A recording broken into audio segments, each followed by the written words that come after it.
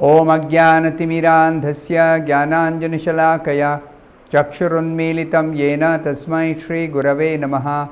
Nama Om Vishnupadaya Krishna Presthaya Bhutale Srimate Bhaktivedanta Swamin Nitinamine Namaste Saraswate Deve Gauravani Pracharine Nirvishesha Shunyavadi Paschatya Deshatarine Jaya Shri Krishna Chaitanya Prabhu Nityananda Shri Advaita Gadadhara Srivasadi Gaura Bhakta Vrinda Hare Krishna Krishna Krishna Hare Hare Hare Rama Rama Rama Hare Hare Om Namo Bhagavate Vasudevaya Narayanam Namaskritya Naram Chaiva Narottamam Devim Saraswatim Vyasam Tato Jayam Mudirayet.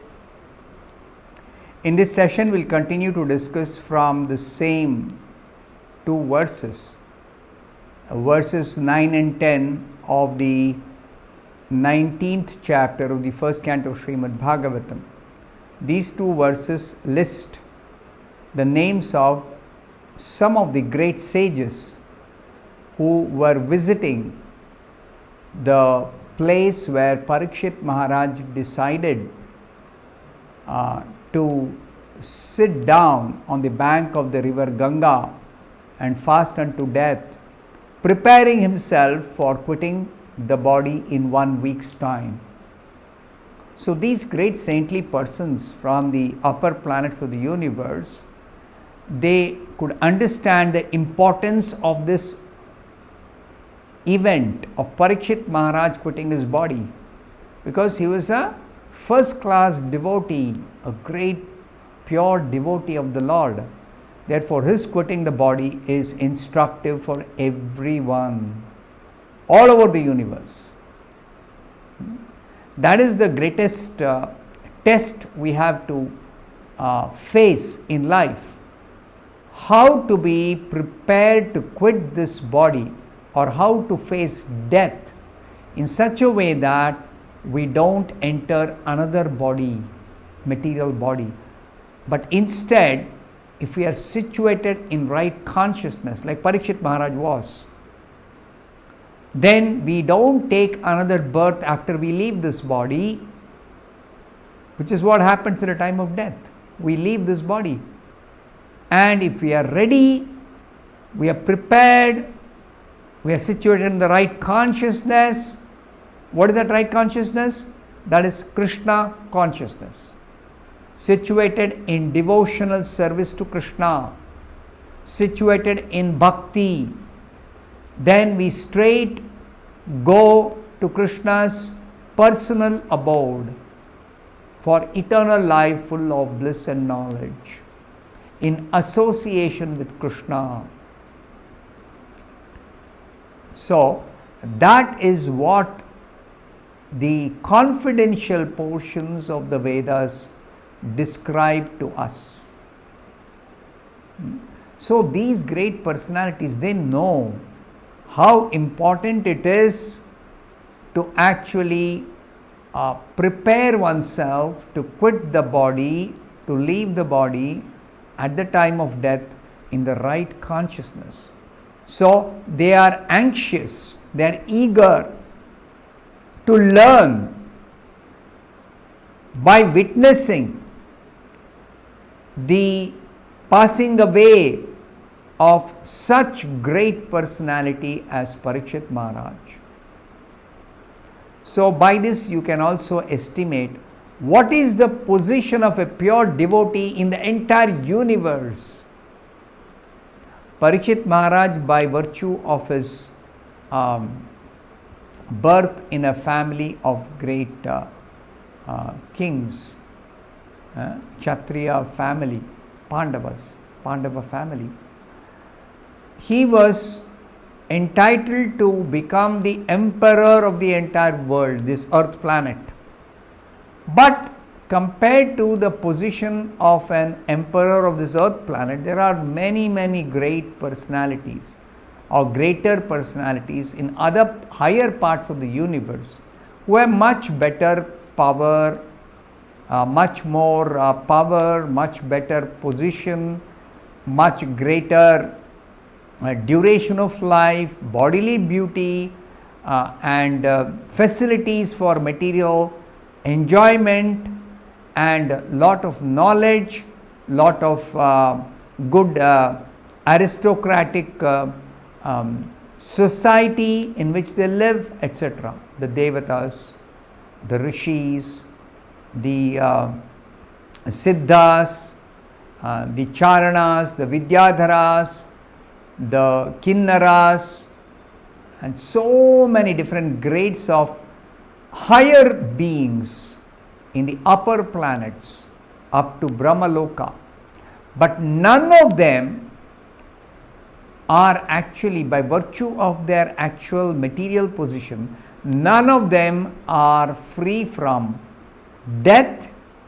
None of them are, by virtue of their material position, in a proper situation to face death so that they don't take birth again and go back to Godhead. None of them have that assurance simply by virtue of their position as some great Devata or great Jnani, Tapasvi, Yogi, Brahma Rishi, Raja Rishi, Deva Rishi. None of them have this assurance or guarantee. But a pure devotee like Parikshit Maharaj has the guarantee that he is going back to Godhead when he quits this body, because of his being 100% Krishna conscious before even quitting the body. So therefore the scriptures say, simply practice devotional service, become a pure devotee, and go back to Godhead at the end of this very life. Scriptures describe you have to wait for millions of births before you even become liberated from material bondage. But a devotee does not endeavor for freedom from material bondage separately, like the other practitioners of different other yoga systems or other spiritual recommendations do. A devotee does not endeavor like that. A devotee simply is engaged in devotion, authorized devotional service. What is authorized devotional service in this Kali Yuga? It is to practice chanting and hearing of the name, holy name of Krishna, particularly the Hare Krishna Maha Mantra, and also supplement it with hearing the Srimad Bhagavatam, or reading or studying the Srimad Bhagavatam and Bhagavad Gita. Associate with devotees. Accept the simple principles of sadhana bhakti as taught by Srila Rupa Goswami, one of our previous acharyas, the direct disciple of Sri Chaitanya Mahaprabhu. Simply accept this easy method of Krishna consciousness and prepare yourself to go back to God. Now let us hear Srila Prabhupada describing the personality of the great sages, some of the great sages who assembled in that saintly assembly of great persons where Parikshit Maharaj had retired after renouncing his kingdom in order to prepare himself to go back to Godhead at the end of 7 days, when he was due to die due to a snake bite, due to a curse by the son of a Brahmana, a sage, Shamika Rishi. Shamika Rishi's son, feeling that his father was insulted by Parikshit, he cursed Parikshit to die within 7 days by a snake bite, because his father was insulted by Parikshit taking a dead snake and putting it round the shoulder of his father, who was sitting in meditation, completely in trance, unaware of the external surroundings. So Parikshit accepted the curse because he was an intelligent king. He knew, I have to die someday, sooner or later. Let me now accept this notice of death which has come of its own accord by higher arrangement of providence, or as devotees understand, by arrangement of Krishna, the Supreme Personality of Godhead, the ultimate controller of providence itself. So let me accept that opportunity that I now have 7 days to prepare myself, being exclusively dedicated for such preparation by completely renouncing my kingdom, my family, my wealth, my material connections, everything material, and simply sitting down on the bank of the Ganga and associating with saintly persons who naturally live in such holy places, themselves being engaged in spiritual activities meant exclusively for self-realization. So let me associate with them, take their good advice, and accordingly follow their instructions to prepare myself to attain self-realization. This was Parikshit Maharaj's plan. So, the previous session we heard about Vasishta. Now let us hear about another great sage, Parashara Muni. So it is described by Srila Prabhupada. Parashara Muni was the grandson of Vasishta Muni. Sorry, we shouldn't talk in the past, because these are all great personalities who live a very, very long lifespan, spanning over several yugas, several thousands of yuga cycles. So Srila Prabhupada says he is the grandson of Vasishta Muni and he is the father of Vyasa Deva. All these personalities are still living in the universe. Parashara Muni is the son of Maharshi Shakti, and his mother's name was Adrishyati. That means he was born in the past, but he is still living. He was in the womb of his mother when she was only 12 years old. Those days, there was child marriage. Now, child marriage is decried in modern age, but actually those days it was understood that child marriage is the most conducive for spiritual advancement. Why? Because the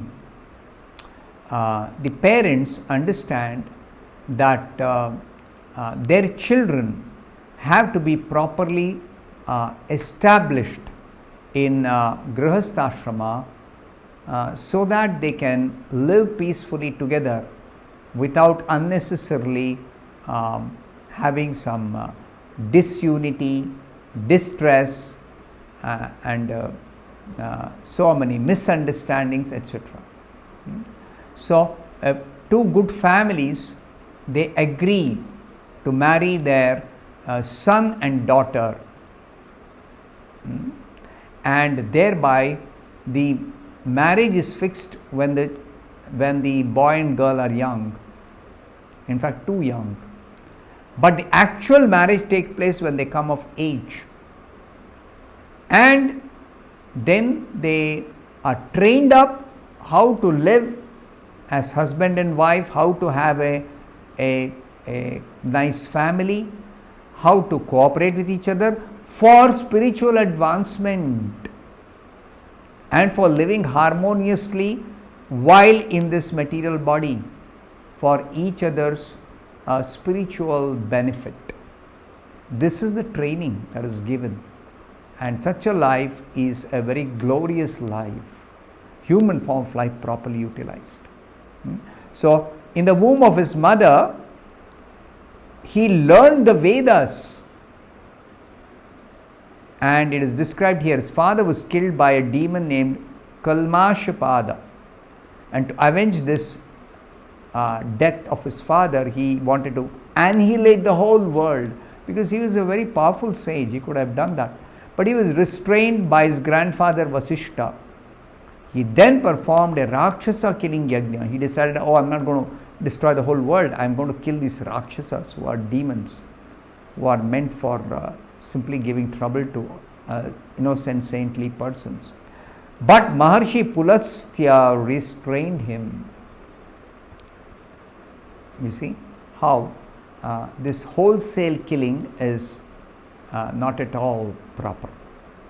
Somebody has to be punished specifically for the specific mistake or crime or sin he has done. But that punishment should be commensurate with the particular activity.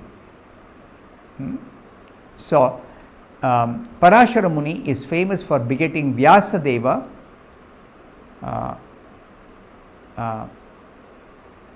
He begot Vyasadeva in the womb of one Satyavati.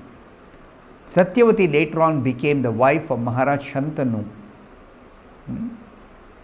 And Satyavati's sons were Vichitravirya and Chitravirya. Vichitravirya became the emperor of the world after Shantanu Maharaj.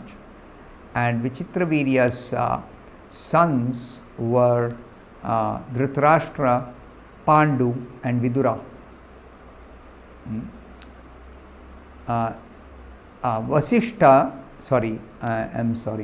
Parashara Muni was present also during the time of Bhishma's death. He was also the spiritual master of Maharaj Janaka. He is the author of many Vedic scriptures and sociological directions. So that is about Parashara Muni. I'll stop here. We'll discuss more about the other great sages in the next session.